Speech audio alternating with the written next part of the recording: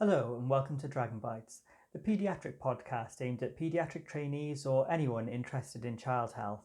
I'm Asim, one of the paediatric trainees here in Wales. We've got a special episode for you this week. Today we're going to be finding out more about RCPCH&Us. This is a project from the Royal College to try and improve engagement with children and young people. And I had the pleasure this week of chatting to Emma Hosking, a children and young people's engagement and participation youth worker, and Scott Russell, one of the volunteers with RCPCH&Us. So if you haven't come across this program before, or if you want to find out more about it, have a listen in while we find out more about how things work with RCPCH&Us.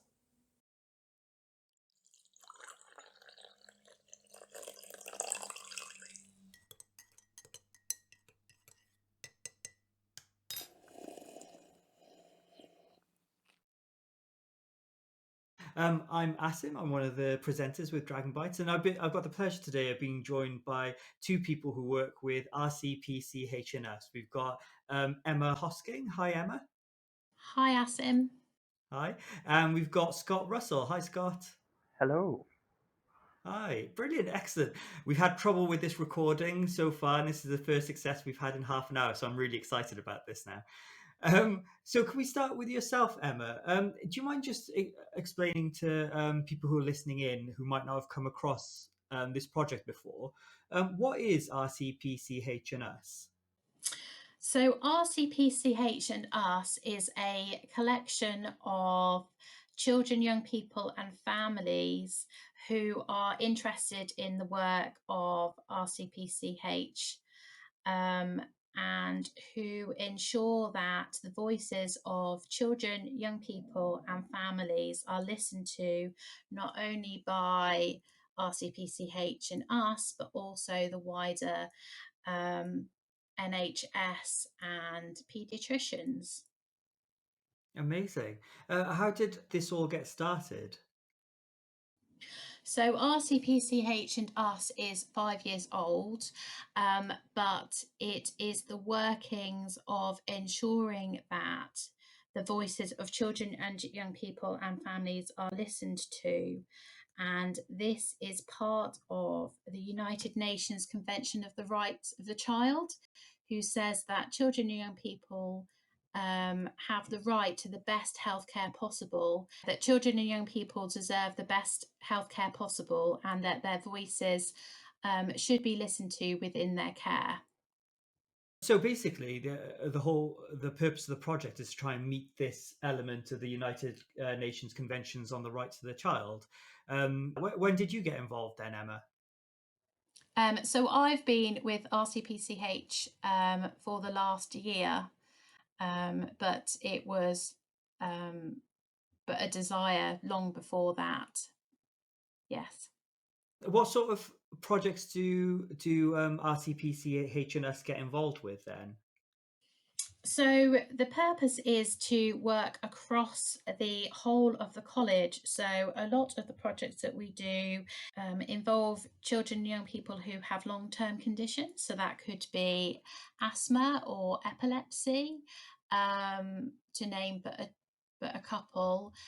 Also, that children and young people are involved with the examinations of paediatricians, and that they are also involved in policy as well. So we ensure that children and young people's voices are heard across all of the work that RCPCH&Us do. And how do you get children and young people involved in these projects? How do you actually get hold of them? So we meet them wherever children and young people are. So it could be that we go into clinics and meet them before their appointments, or it could be that they are inpatients, so they may be in children's wards.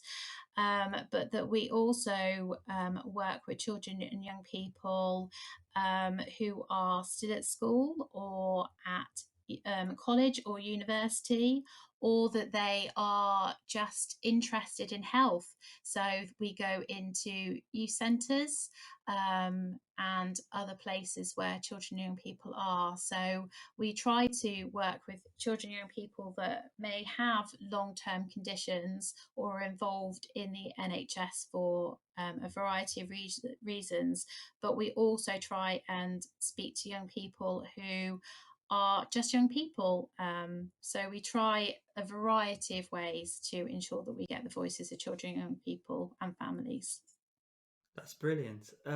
Scott, so you're one of the volunteers for the RCPCH&Us project. How did you get involved with it?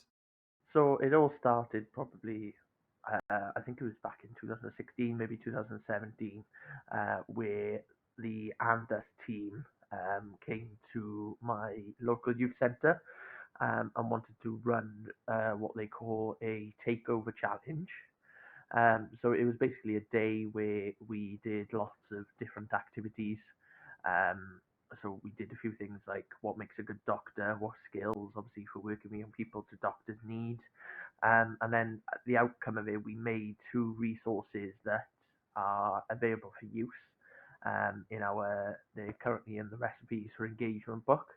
And then a group of young people then went to the local hospital, Royal Glamorgan Hospital in Llantrisant, and presented these uh, this presentation of these resources that they made to the doctors and clinicians and various different people who obviously work with children and young people on a daily basis.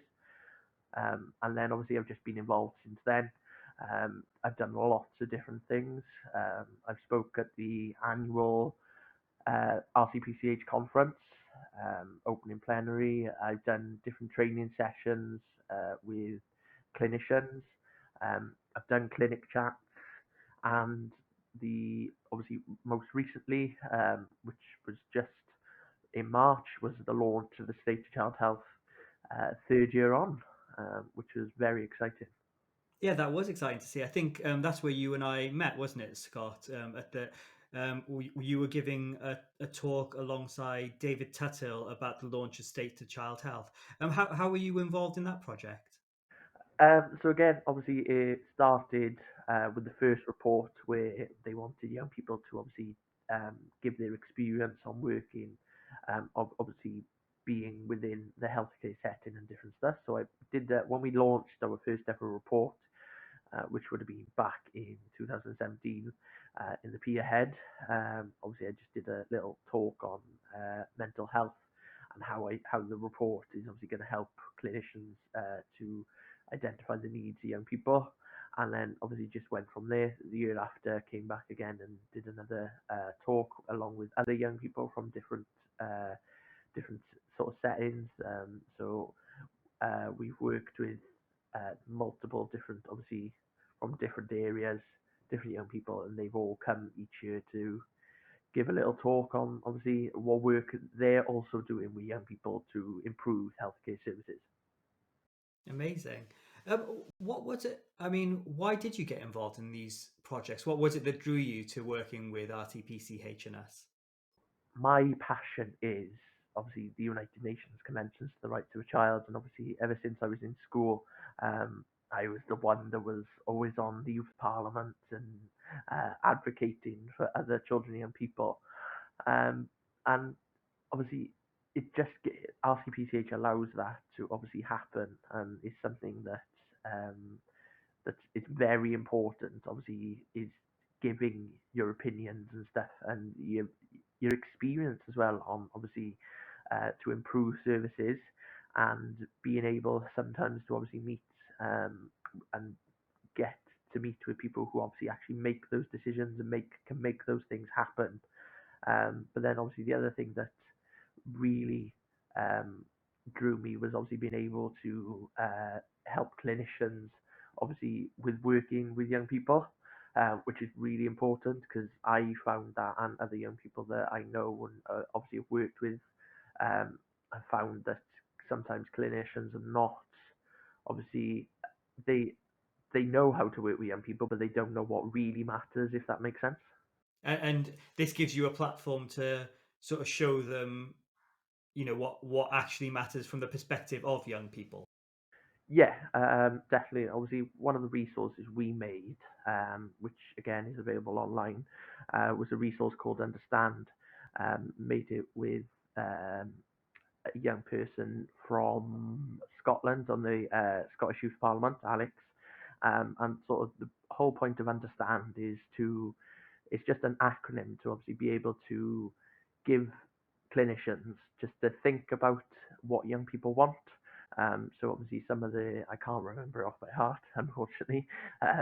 Some of the stuff on there is obviously one of them is signposting. So do you know what your local youth support services are?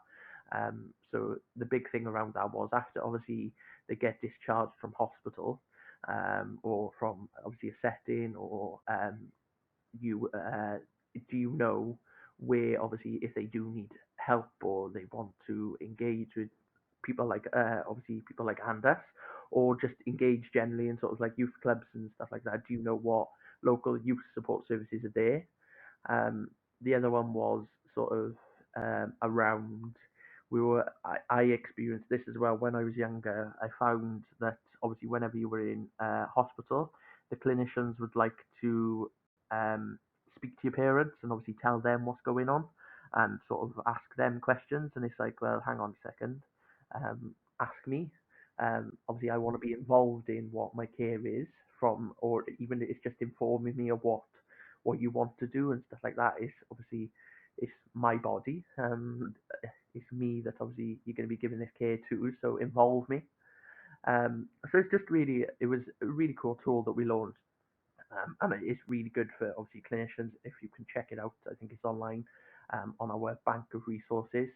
And it just gives you just some key points to remember while working with young people. And the other big one was that obviously if you work with one young person, not every young person's the same. Not every young person likes the same things. So different obviously engagement techniques and just how to work with them. Um, and it was yeah, I enjoyed that, and it's a really useful tool that I think a lot of people can learn and benefit off. I mean, it sounds brilliant.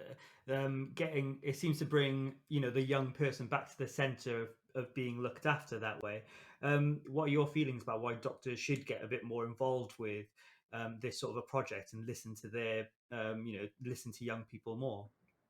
Obviously, like Emma said, it's part of the United Nations Conventions for the Right to a Child. So Article 12 of the UNCRC basically says that all young people should have the right to have a say on obviously issues and things that affect them. So this is obviously one of the big things that may affect them. Obviously, like it may be long term, so it may be a young person who does have like asthma or diabetes, or is always obviously is involved with the system more than other young people, and it is important to get them involved. So because they're the ones that are using the system and have been involved and using the services and are in hospitals and stuff, and sometimes it is what we think a young person may like is not something that a young person obviously does like, if that makes sense. And it, it allows obviously young people to obviously just give their opinions. Um, and if the big one is the big one for me is obviously the United Nations Convention for the Right to a Child, and I think I remember, I can't remember where it was, but one, I think it was a trainee pediatrician said to me, they don't teach this kind of stuff in med school, if that makes sense. Like, obviously, they teach you how to engage young people and stuff, but they don't teach you about the UNCRC and the different techniques and stuff of engagement. And we ran a session, and she said, I found it really useful because there's a lot of stuff that we've taken away that we can use with young people within our hospitals and our settings. Amazing. So, what speaking as a pediatrician, it's always useful to hear what the opinions of young people are.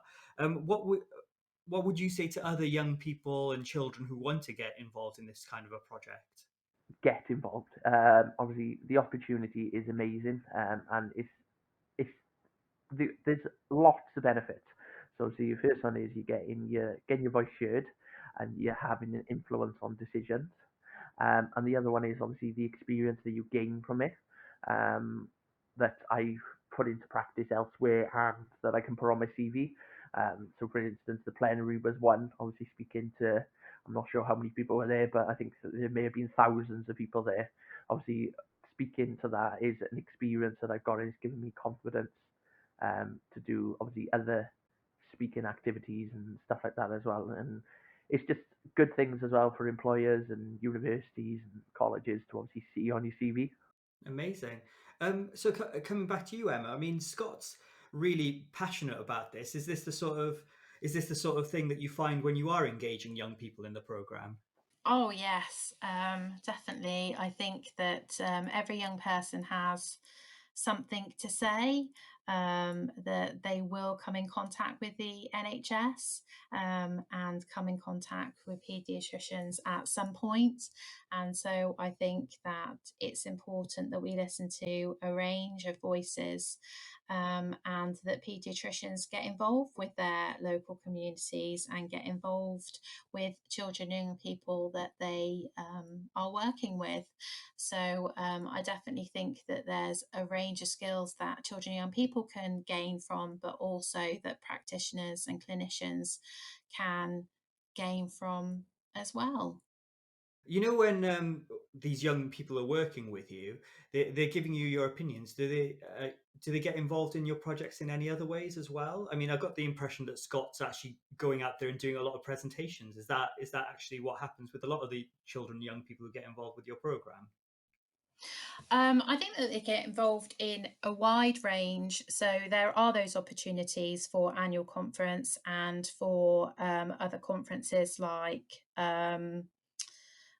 St David's Day, but that also children and young people are getting involved with creating resources.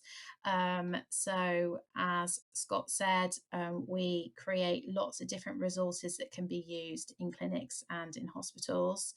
But that also children and young people can be involved in long term projects. So, as Scott said, we've got young people being involved in kind of long term conditions. So, we've got a group of young people who are working with a variety of clinics and are looking at how clinics can shape their services to better meet the needs of children and young people. So, yeah, there's a huge variety of projects that we do, kind of short term, medium term, and long term. So, there's something for everybody, really. I mean, it sounds brilliant. What a lot of our listeners are, trainee pediatricians or people who work alongside children in a healthcare environment. What can they do to get involved with, or to better engage young people locally? Scott, I think that's one for you. So, how can they better involve young people? Um, so obviously, like I've said before, the resources are a big one. They are all available online through our webpage. There's lots of different stuff, and a lot of them as well have been created by obviously young people, and they've proven to be obviously good engagement activities. Um, get in touch as well. Obviously, like a big one that we always say when we're at the St David's conference. If you do have anything that you're unsure of or you want to ask or something that you come across, obviously the team are always there to help. All our contact details are obviously online. Follow us on social media as well. We're always posting lots of different stuff about different things that young people are doing that you may find useful also. That's brilliant. And then I think also it's for paediatricians to be aware of their local resources. What is it that they're trying to find out? What resources are there in their hospitals that they can link into or their wider community? So it's really trying to link children and young people that are out there who are already interested in this stuff with clinicians who are interested in this stuff. So there could be a hospital youth forum that's already existing, or condition specific charity that's already doing work. So I think it's about being aware of who is already engaged and who already are trying to do some stuff and trying to link those two bits together. So the clinicians with the children and young people. So I'd say that's also important. Excellent. Scott's already mentioned that you're on social media. I'm sure I've seen RCPCH&Us on Twitter. Is there anywhere else we can go to find out more about RCPCH&Us? So we're already on Twitter, we are on Instagram, and we are on Facebook. So follow us there. But also, as Scott's alluded to, we put a lot of our resources on the website. So the RCPCH website has all of our resources, has loads of links to stuff that we are doing. So follow us on social media, but also have a look at our website. Brilliant, lovely. Emma and Scott, was there anything else that you guys wanted to say? That I think it's all of our responsibilities to check in with who we're working with to ensure that what we are doing is the right thing, and to make sure that children and young people know that they have the right to be involved in their care, but that they also have the right to be ambassadors or volunteers or advocates for other children and young people, and that if they are interested in healthcare in any way, that there is a range of opportunities and a range of things that they can be doing to support themselves and children and young people, and that getting involved with and us can be really rewarding and an enriching opportunity. Scott? Pretty much basically what you said. Yeah, obviously, yeah. And my other one is for obviously clinicians to obviously have a look at some of the stuff that we've created, and just use it within your settings where you can, um, and to get involved and get in touch if you need anything. Well, that's brilliant. I just want to say thank you to both of you, Emma and Scott, for taking time to speak with us on our show. That's okay, anytime. Been a pleasure. Thank you very much. Yes, thank you very much. Cheers. So I just wanted to say a big thank you to Emma Hosking and Scott Russell for recording this episode with us. It's been really helpful, and I learned a whole lot about RCPCH and us through it. If you're interested in finding out more, you can head to the Dragon Bites website, where we've uploaded a PDF which has got loads of links to useful resources for you. You can get hold of these resources directly through RCPCH and us by heading to their website.